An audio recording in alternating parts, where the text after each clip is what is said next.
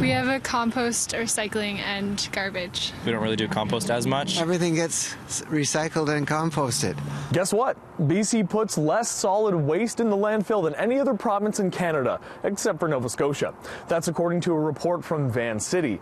It says the average British Columbian produces roughly 3,000 pounds of landfill trash per year, but that's actually about 30% below the national average, roughly the equivalent of one mid-sized car. We're doing quite well. We have a regional recycling rate of about 63% in our last study.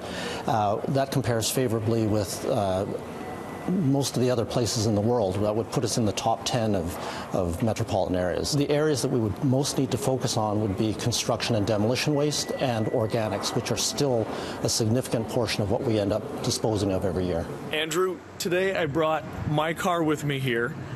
I've got a little bit of a guilty habit. I like to shove trash just inside of here, and then I throw it elsewhere in the car. Do you want to go through it and maybe tell me if there's anything in there that I should be recycling or composting? Okay. Sure. Well, let's see. Start with this. Well, general rule, if it's paper and it's clean, then just treat it like paper. Once it's contaminated with food, and if it's paper, it can go in with your compost. This one is plastic and foil.